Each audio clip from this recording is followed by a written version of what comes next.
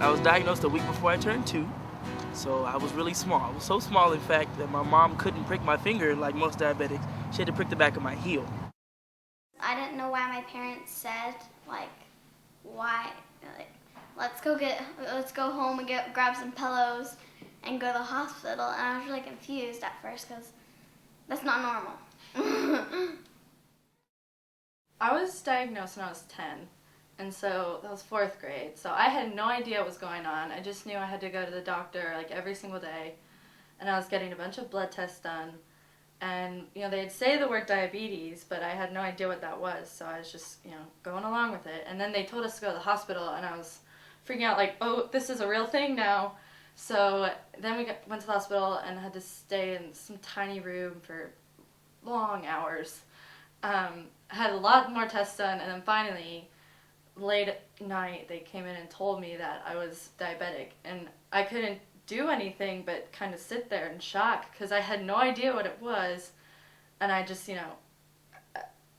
was just a shock, so I couldn't really comprehend what was going on. I just knew I was sick and that I was not going to get better. I remember not being afraid when I was diagnosed because I got to miss school. That was really cool.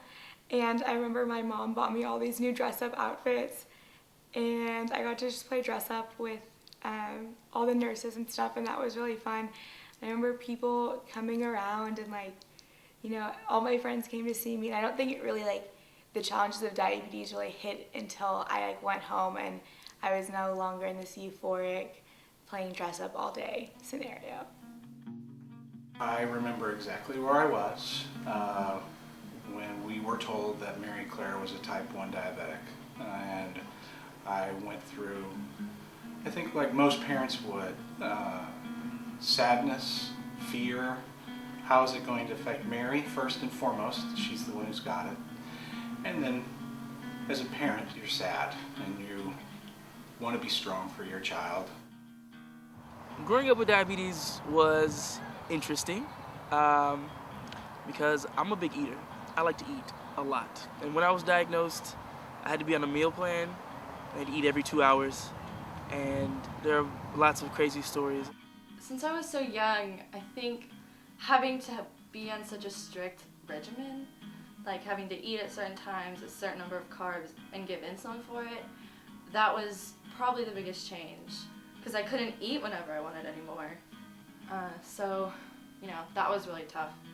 I'm so afraid of going low, especially if I'm about to go for a run, or I'm trying to study, or I'm sleeping, Sometimes that just gets in the way, and you have to stop. It's 15 minutes where you literally have no energy, and that's the most frustrating thing to me because it's the worst feeling in the world.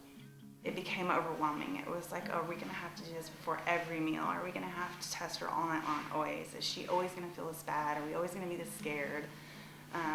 Really, we have to leave the house with all this stuff every time, and it got easier day after day. There's still new challenges, but life with diabetes, it just is. Diabetics sometimes blend better than the other. Normal people, they are okay, but they don't get it. They don't get it. The biggest obstacle that diabetes has posed in my life would probably be me actually accepting it. I was blessed to be raised by both my parents, and they always told me that I was normal in an attempt to get me to not alienate myself, to not feel bad myself, like it was my fault or anything like that.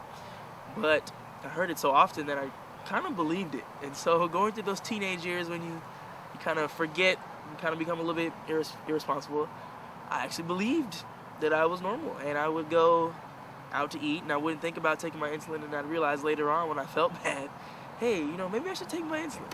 So, coming to terms with it, I've actually become so used to telling other people and telling myself that it's not holding me back, I can do whatever I want, that sometimes I need to accept it and think about my diabetes a little bit more, make sure I'm taking care of myself first, and worrying about having fun, achieving new heights later. I think what's kept me the strongest is having peers and having friends who are going through the same things, because diabetes, 98% of the time is a breeze, you're fine. But you know, you have those diabetes days where for some reason your blood sugar is just bottoming out, or you know, you can't get your blood sugar below 400 and you're just so frustrated and you just want to give up. It's like, I've tried everything, but you know, it's then that I have my probably 500 plus friends from Camp Sweeney who are just always just a phone call away, a Facebook message away, a text away. And it's so nice just to have those people there. And even, you know, they cheer you up and they show you that you can get through this, and they give you the motivation, and they show that nothing's going to hold you back, and they get it. Definitely has made me stronger. It's made me have to take ownership of myself and my body, and I have to deal with this, so I have to be kind of, you know, a lot stronger, more, I have to persevere through this and deal with this, so I definitely think it has made me a stronger person. You know, this disease, it creates bonds like none other, and she and I have that, and so I'm thankful for that, and I think just knowing that I'll always be there for her and vice versa, that's what carries me through. If I could have words of encouragement for any newly diagnosed families, it'd definitely be don't be scared of anything. You always want to be cautious. You know, you're still learning, but don't be scared. If there's something in your life that you want to try, whether it be food or an activity, don't be scared. You know, eat it and give the insulin. You know, correct, give the insulin, whatever your doctor's telling you to do, stick with it, but be confident about it. Activities, go for it. Reach for the moon, stars, whatever it is that you're going for. Sports, public service, whatever it is, go for it. It seems so scary at first, but I would not take it back in the world. Like, you know, it's made me stronger. It's made me it honestly has made me healthier. It's made me appreciate other people's differences more, and you know, it's given me so many great friends, including the 2 best friends that I could ever ask for. There will be some really hard times. You have to deal with this, but you will always figure it out. You will figure it out. You will get your blood sugars in control. You know, there are going to be some rough spots, but there are going to be great times too. When you find your diabetic friends, you go to camp, you get your blood sugars in control, you have a really good A1C, and your doctor is only all smiles at your appointment. I think easy does it, you know? When you leave the hospital, you have this huge plan, and I think as a parent, you think, I'm going to do every one of these things for my child, and my child is going to not have any issues.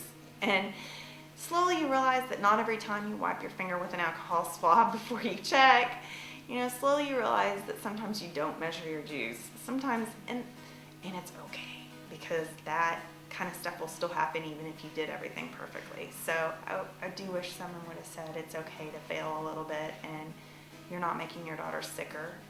You're doing your best, and that's all that you guys can do. And you're going to break vials, you're going to run out of supplies, even when you should have called ahead.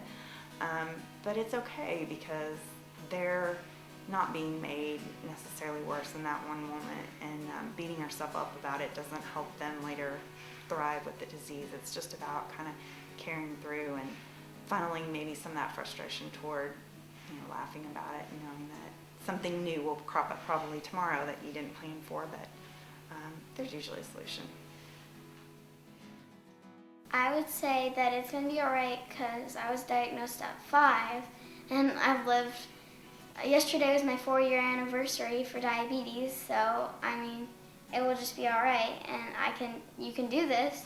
It doesn't take a lot because of the stuff that we have, and that there's a lot of stuff and medicine and stuff that helps people, so it's really going to be okay.